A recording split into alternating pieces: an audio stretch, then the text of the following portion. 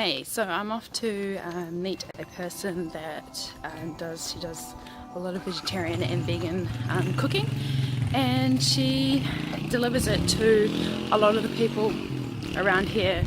So she's kind of like a life coach, and she has clients and things like that. And so I've had some of her vegan food that she made. Just said, hey, look, can you make me something? And she made me some delicious food, packed up all in a container so I could take to the beach. So it was kind of like like picnic food. It was really, really good. And so I'm off to go see her, and I'm going to film like an interview with her. Hello. So we're going to start recording soon of some of Anett's food. Yeah, yes.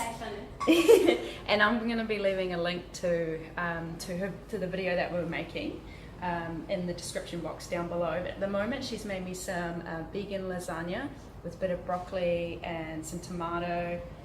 And then actually the bechamel is made with cauliflower and sweet potato, batata, how they call it here. So I just replaced with a lot of vegetables and being the meat version, and the bechamel made with cauliflower. I really like that. With fresh coconut. I just made today actually fresh coconut, because we will do a pineapple curry with fresh ingredients. And if you're living in the tropical area, it's really sad, but many of the restaurants using canned coconut, and I just prefer it because all my desserts are also made this beautiful crushed coconut. They are the fresh one, and I just made a coconut muffin with pineapple and chia seed, and you can do it without egg, just with flaxseed. So I'm about to try, what do you call it? The exotic Pineapple curry. Exotic pineapple curry.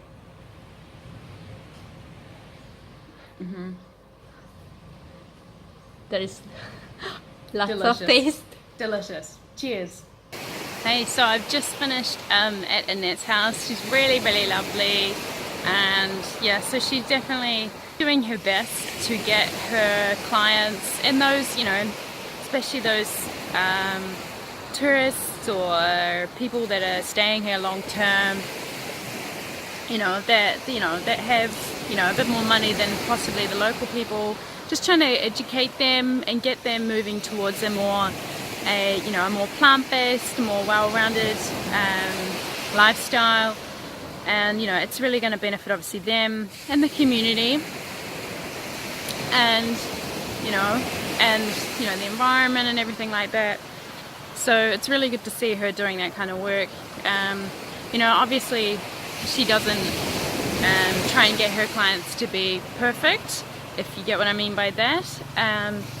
She's just trying to meet them where they're at and then push them a little bit further along. And obviously to the point where they could go 100% plant-based. And whether they're staying here short term or long term, it doesn't matter either way. She's able to do something that she loves, and she's also able to obviously help them at the same time. And and it helps the local community, because I would imagine that this community will grow, and more and more people will come here. More and more people will either want to stay here short term, long term, and with that they will come with the expectation of I want to eat my meat, I want to eat the dairy, I want to they want to eat these animal products.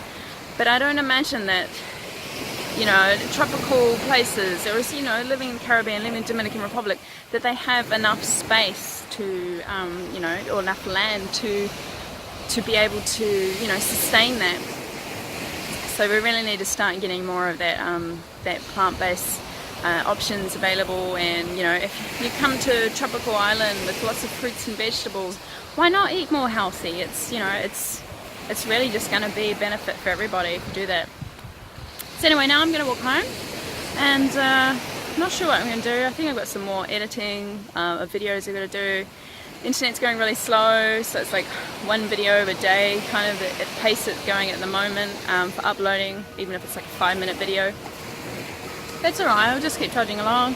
Maybe go to the pool,